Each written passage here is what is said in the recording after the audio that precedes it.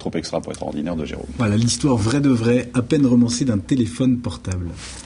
Aujourd'hui, c'est pas un jour comme les autres parce qu'aujourd'hui, Maryse, elle a rendez-vous avec son DG, son directeur général. Histoire de faire le point, de parler de restructuration, un entretien de routine, pas d'inquiétude. D'ailleurs, il a dit que l'entretien se déroulerait dans un salon de thé, c'est plus convivial. Mais elle ne sait pas pourquoi, mais Maryse, elle est inquiète. En fait, Maryse, elle travaille dans une boîte d'intérim, elle est responsable d'un territoire géographique, puis elle est chargée de mettre en relation et la coordination de plein d'agences. Il faut dire que les chiffres, ces résultats sont pas très bons. C'est la crise, lui a dit son directeur général, faut pas s'inquiéter. Ce qui l'inquiète, c'est l'attitude de son supérieur. Habituellement, il est d'un tempérament assez froid, peu bavard, et puis depuis quelques semaines, allez savoir pourquoi, il est dans la confidence, il lui confie sa passion pour le tennis. Et Maryse, elle se demande si cet entretien est uniquement professionnel. Elle s'interroge et elle essaie d'être à l'affût de tous les signes de la vie. Ça commence le jour J. Le matin, 7h05, son réveil sonne. À la radio, on diffuse la chanson de Claude François, Le lundi au soleil. C'est bon signe, ça sent la bonne nouvelle. D'ailleurs, ce qui est marrant, c'est qu'il y a une semaine plus tôt, elle avait enregistré cette musique sur son sonnerie de portable.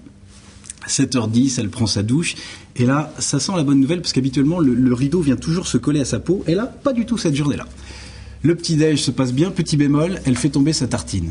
Voilà, c'est classique comme coup, mais là, la tartine ne tombe pas du côté beurre. Ça sent la bonne nouvelle. Elle prend sa voiture et puis elle est du genre à se poser des défis. Si mon pied touche l'intersection du pavé du trottoir, c'est sûr, ce sera pas une bonne nouvelle. C'est un sans faute, ça sent la bonne nouvelle. Elle démarre sa voiture, un monsieur la laisse passer, à droite, à gauche. Si le feu est vert, ce sera une bonne nouvelle. Le feu est vert. Et là, déjà, elle fantasme. Elle suppute peut-être une augmentation, peut-être un poste à haute responsabilité. Tout va donc pour le mieux. Là, elle est en train de suivre un cycliste, un petit monsieur avec un panier accroché sur le porte-bagages, avec des courses à ras-bord. Son téléphone sonne. Elle regarde, petit tour de tête, petite minute d'inattention, petit écart sur la route, la voilà qui est sur la voie gauche. Dangereux mais heureux hasard, parce qu'à ce moment-là, le panier du petit vieux vient de tomber.